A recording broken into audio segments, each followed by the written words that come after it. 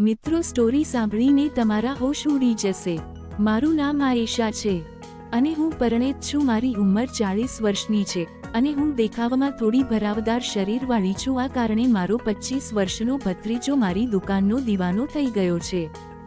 મારી હાઈટ લગભગ 5 ફૂટ જ છે અને હું એકદમ ગોળી છું। ઘરમાં મોટે ભાગે હું સાડી જ પહેરું છું, એટલે મારો પતિ દિવસમાં જ મારું પૂજન કરી લે છે અને અમે શહેરમાં રહીએ છીએ અને મારો પતિ સ્કૂલમાં નોકરી કરે છે। મારો 2 વર્ષનો એક દીકરો પણ છે।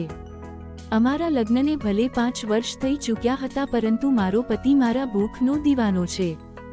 સામાન્ય રીતે તો બુકનો રંગ કાળો હોય છે અને ક્યારેક ક્યારેક તો મેકઅપ પણ કરી લેતી હતી। આટલા મહિને કંઈક એવું થયું કે જેનો મને બિલકુલ પણ અંદાજો હતો નહીં। સાંજે મારો પતિ અનવર ઘરે આવી રહ્યા હતા।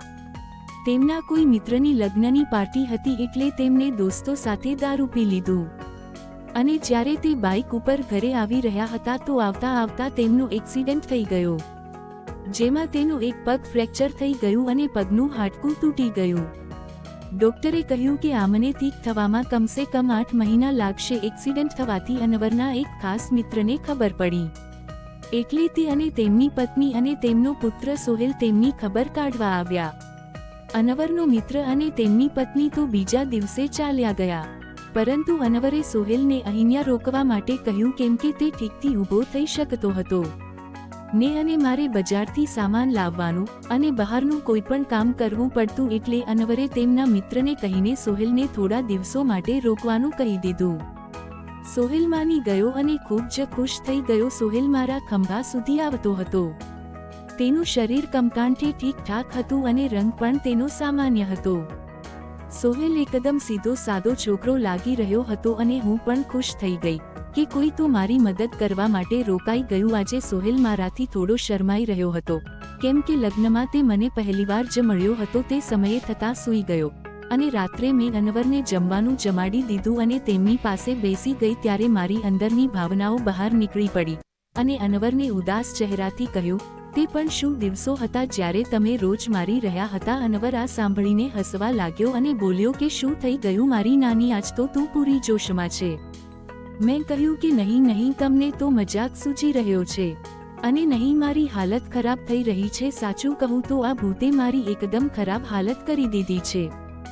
મારો પતિ બોલ્યો, હું તારો દર્દ સમજી શકું છું, મારું પણ ખૂબ જ મન કરે છે, પરંતુ શું કરું? હું તો ઠીકથી ઊભો પણ થઈ શકતો નથી। બસ થોડા દિવસ જવા દે, પછી જોજે હું આ ભૂતનું શું હાલત કરીશ। ત્યારે મેં કહ્યું કે થોડા દિવસ નહીં, પૂરા 3 મહિના બાકી છે પ્લાસ્ટર ઉતારવાની અને મારે તો એક જ દિવસમાં આ હાલ થઈ ગયો છે। ખબર નહીં હવે આગળના દિવસો કઈ રીતે પસાર થશે। મારો પતિ મારી ઉદાસી દૂર કરવા માટે બોલ્યો કે ઠીક છે, તો તે નહીં તો કમસે કમ મને દૂધ જ પીવડાવી દે, ડોક્ટરે પણ કહ્યું છે। ત્યારે હું બોલી કે તમારા નસીબમાં તો તે પણ નથી, કેમ કે તમારા દીકરાએ તે પી લીધું છે। અમે બંને જોર જોરથી હસવા લાગ્યા। મારો પતિ મને ખુશ રાખવાની પૂરી કોશિશ કરતો હતો, પરંતુ હું શું કરું, બધું બેકાર હતું। થોડીવાર પછી અનવર સૂઈ ગયો, કેમ કે તેની દવામાં નીંદરની ગોળીઓ હતી, પરંતુ મને નીંદર ક્યાં આવી રહી હતી, એટલે હું ઊભી થઈને સોહેલને જોવા ચાલી ગઈ કે તે સૂઈ ગયો છે કે નહીં। સોહેલ હજી સુધી જાગી રહ્યો હતો અને તે પોતાનો મોબાઈલ જોઈ રહી હતો। મેં તેના રૂમમાં જઈને તેને પૂછ્યું, સોહેલ, રાતના 2 વાગી ચૂક્યા છે અને હજી સુધી તું સૂતો નથી, લાગે છે કે તારું મન નથી લાગી રહ્યું? સોહેલ ઉઠીને બેસી ગયો અને બોલ્યો, નહીં કાકી, એવી કોઈ વાત નથી, આમ જ હું ફોન જોતા જોતા સૂઈ રહ્યો હતો। પછી સોહેલે તેની કાકીને પૂછ્યું કે તમે પણ તો હજી સુધી જાગી રહ્યા છો? મેં કહ્યું કે આજકાલ નીંદર ક્યાં આવે છે? સોહેલ પૂછ્યું, કેમ, શું થઈ ગયું? મેં હસતા હસતા કહ્યું કે નહીં, કંઈ વાત નથી, બસ હું તને તે વાત કહી શકતી નથી। જ્યારે તારા લગ્ન થશે તો તું ખુદ સમજી જઈશ। મારા મોઢેથી આવું સાંભળતા જ સોહેલ પોતાની નજર નીચે ઝુકાવી લીધી અને અંદરને અંદર તે મુસ્કુરાવા લાગી। ત્યારે મેં કહ્યું, અરે તું તો આટલી વાત પર જ શરમાઈ ગયો। તું મને પહેલા એક વાત કે અત્યાર સુધી કોઈ છોકરીને પટાવી છે કે નહીં? સોહેલ કંઈ બોલ્યો નહીં, તેને હજુ પણ શરમ આવી રહી હતી। ત્યારે મેં તેને હાથ પકડ્યો અને કહ્યું કે અરે પાગલ, તારી કાકીથી આટલું કેમ શરમાય છે? તે ધીરેથી બોલ્યો કે કાકી, સાચું કહું તો આવી વાતોમાં મેં અત્યાર સુધી મારા દોસ્તોને પણ કહી નથી। તો તો મેં કહ્યું કે તું મને જ તારો દોસ્ત સમજ, કેમ કે મને આવી બધી વાતો કરવામાં ખૂબ જ મજા આવે છે. સોહેલ કહ્યું કે કાકી એક છોકરી હતી, પરંતુ અત્યારે તેને મારી સાથે ફ્રેન્ડશિપ તોડી નાખી છે. મેં તેને કહ્યું કે તે તેની સાથે વાત તો કરી હશે ને? તો સોહેલ બોલ્યો કે નહીં કાકી, સાચું કહું તો મેં તેને તો એવી રીતે હાથ પણ લગાવ્યો ન હતો. કહ્યું તું તો એકદમ શરીફ ભોળો છે, કોઈ વાત નહીં, હવે તું મારી પાસે આવી ગયો છે ને હું તને બધું શીખડાવી દઈશ. હું વાતો કરતાં કરતાં સોહેલના રૂમમાં જ સૂઈ ગઈ. સવારે જ્યારે મારી આંખ ખુલી તો સોહેલ બેડ ઉપર હતો નહીં. તે મને બહાર દરવાજા પર પાસે ઊભીને જોઈ રહ્યો હતો. મારા ઉઠતા જ સોહેલ મને ગુડ મોર્નિંગ બોલ્યો. મેં પૂછ્યું શું જોઈ રહ્યો છો? તો તે બોલ્યો કાકી તમે ખૂબ જ ખૂબસૂરત લાગી રહ્યા છો. અચ્છા, તો હવે તું સવારે ખૂબસૂરતીનો નજારો લઈ રહ્યો છે અને રાત્રે તો ખૂબ જ શરમાઈ રહ્યો હતો. સોહેલ મુસ્કુરાઈને કહેવા લાગ્યો કે કાકી તમે જો ખોટું ન માનો તો એક તમને વાત પૂછી શકું છું. મેં કહ્યું અરે પાગલ, મને ભલા તારી વાતનું શું કામ ખોટું લાગશે? જે પણ તને પૂછવું છે તે પૂછી શકે છે. સોહેલ મને કહેવા લાગ્યો. તેમની આ વાત સાંભળીને મને સવારનું આવી ગયું. તેના પછી સોહેલ મારી સાથે એકદમ ભળી ગયો અને તે હવે મારાથી શરમાતો નથી. હું પણ હવે ખૂબ જ ખુશ રહેવા લાગી, કેમ કે મારો પણ સમય સારી રીતે પસાર થવા લાગ્યો. સોહેલને આવ્યાને 15 દિવસ થઈ ચૂક્યા હતા અને તે હવે મારી સાથે એકદમ ભળી ગયો હતો.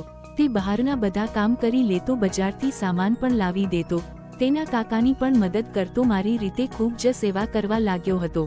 સાંજે મારું માથું પણ દબાવી દેતો અને ક્યારેક ક્યારેક મારી કમરની માલિશ પણ કરી દેતો. પરંતુ મારી પ્યાસ તો દિવસે ને દિવસે વધતી જતી ગઈ અને દિવસ પસાર થઈ રહ્યા હતા અને મારો પતિની હાલત પણ એવી જ હતી અને હવે મારી બરદાશ્ત કરવાની સીમાથી બહાર થઈ ગયું હતું. મેં વિચાર્યું કે હવે તો સોહેલ જ છે જે મારી પ્યાસ બુજાવી શકે છે. મારા પાડોશમાં પણ 2 છોકરા રહેતા હતા જે ભણતા હતા, તે પણ મારી ઉપર લાઈન મારતા હતા. જ્યારે પણ હું અગાસી ઉપર મારા વાળ સુકાવવા કે કપડાં સુકાવવા જાતી તો તે લોકો મને ઘૂરતા રહેતા હતા. મને એમ થયું કે તે બંનેમાંથી કોઈ એકને હું કહું જેથી કરીને થોડા સમય માટે મારું કામ ચાલી જાય. પરંતુ પછી મેં વિચાર્યું કે હું ઘરની ઇજ્જત છું અને કાલે સવારે આ બેમાંથી કોઈ એક મને અથવા તો મારા પતિને બદનામ કરે તો, એટલે મેં તેમને ભાવ આપ્યો નહીં. પરંતુ સોહેલ તો ઘરનો જ છે, એટલે મેં વિચાર્યું કે સોહેલ જ મને શાંત કરી શકે છે. આજે મેં એકદમ પાકો પ્લાન બનાવી દીધો હતો અને આજે તો હું સોહેલને ફસાવીને જ રહીશ. તેના પછી હું કિચનમાં જમવાનું બનાવવા માટે ગઈ. જેવો સોહેલ નાઈને ફ્રેશ થઈને જ્યારે કિચનમાં આવ્યો તો હું દૂધ કાઢવા લાગી. હું એક ગ્લાસમાં દૂધ કાઢી રહી હતી.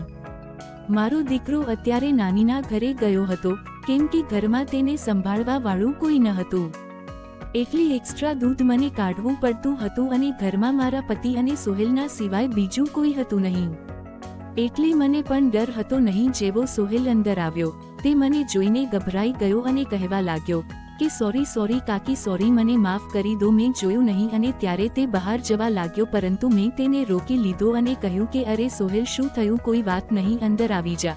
સોહેલ બોલ્યો અરે કાકી, પણ અત્યારે હું કેમ અંદર આવી શકું? તો મેં કહ્યું કે તું જલ્દી અંદર આવી જા અને મારી મદદ કર. સોહેલનું પણ મન કરી રહ્યું હતું, પરંતુ હું તેની બાકી હતી એટલે થોડો તે અનકમ્ફર્ટેબલ લાગી રહ્યો હતો. મેં તેને એકવાર ફરી કહ્યું આટલો બધો કેમ શરમાઈ રહ્યો છે?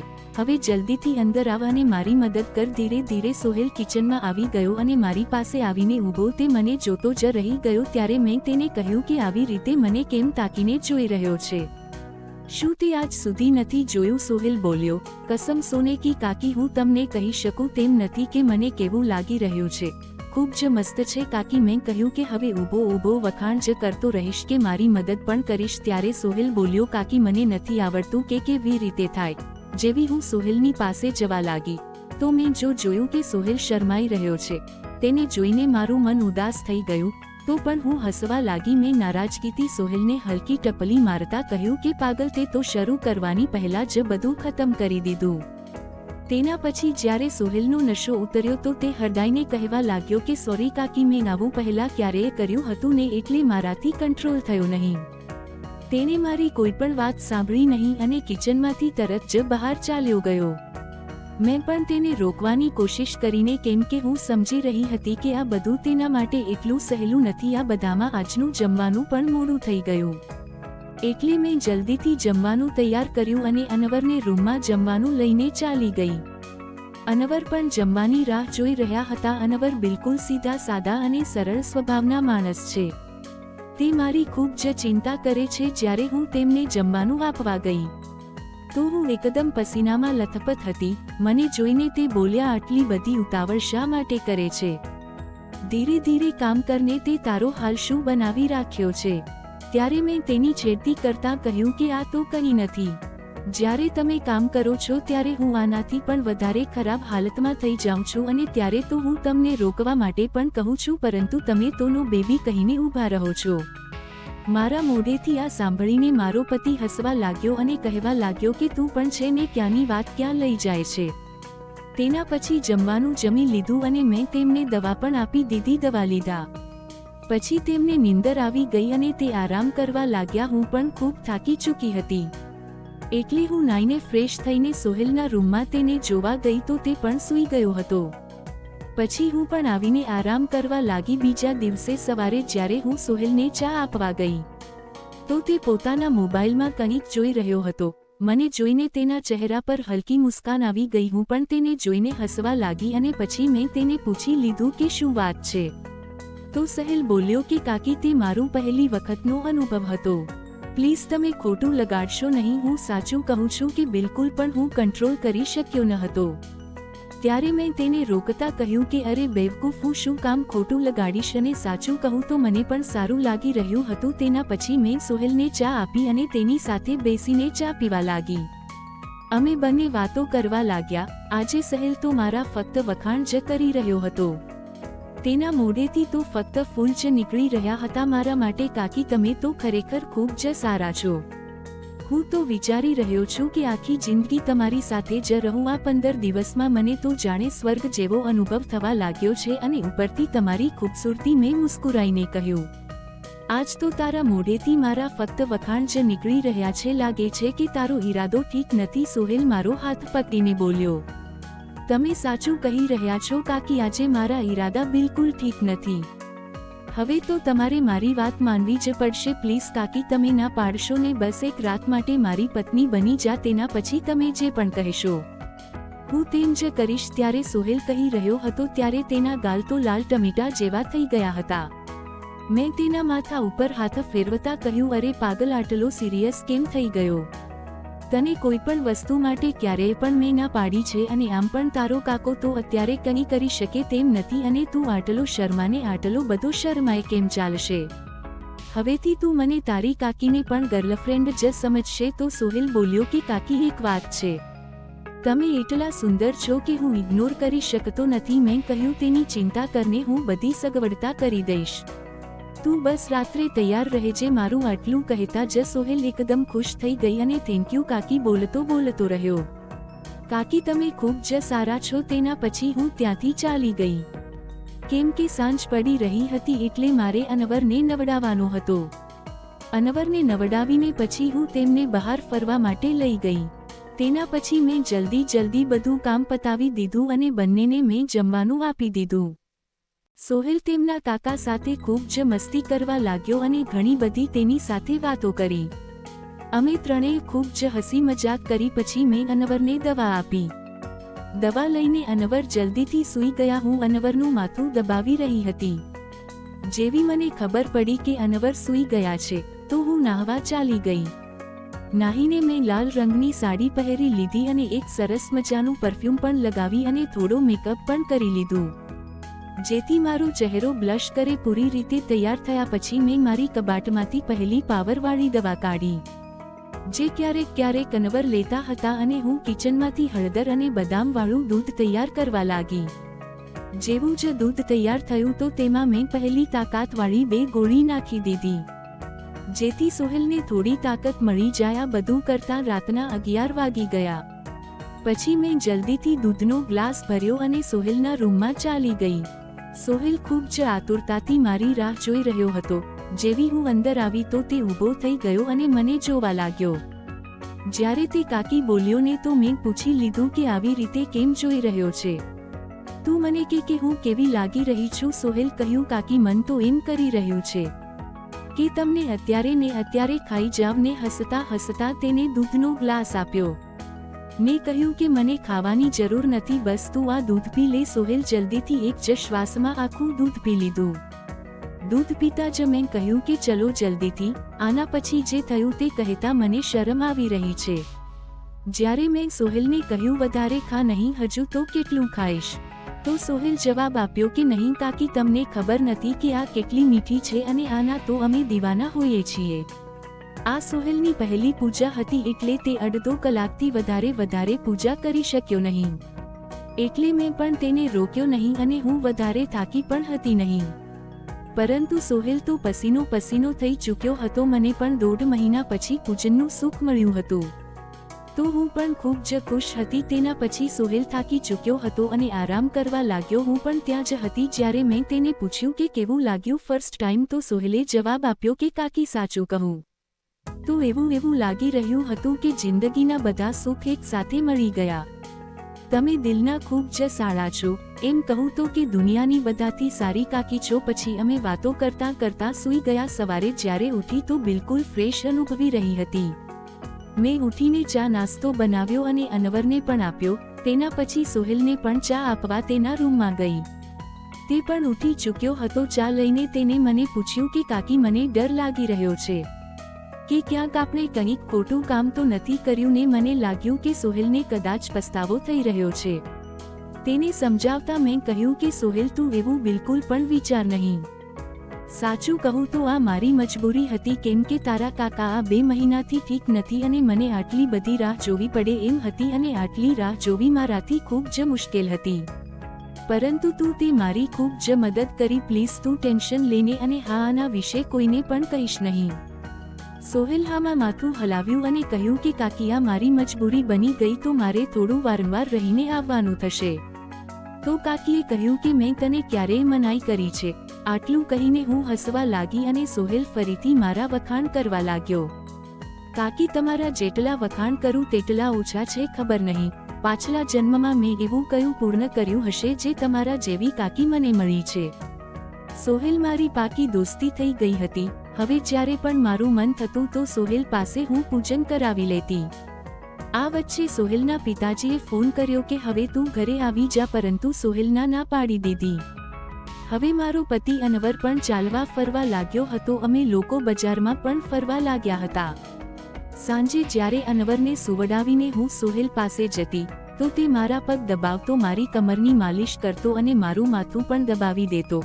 હું સોહેલને કહેતી કે મારા માટે આટલું બધું કરવાની કોઈ જરૂરત નથી, પરંતુ તે મારું કંઈ માનતો હતો નહીં અને કહેતો કે ચૂપ રહો કાકી, તમે આખો દિવસ કેટલું બધું કામ કરો છો એટલે થાકી જાવ છો. આટલું તો મને પણ કરવા દો. મિત્રો, તમને બિલકુલ પણ પસંદ આવ્યું હશે ને, કેમ કે મેં કાકીના પવિત્ર સંબંધને ખરાબ કરી દીધો. પરંતુ સાચું કહું તો હું પણ એવું કરવા માંગતી હતી નહીં. આવી જ વાર્તા સાંભળવા માટે ચેનલને સબસ્ક્રાઇબ અને વિડીયોને લાઇક કરજો મિત્રો. ધન્યવાદ.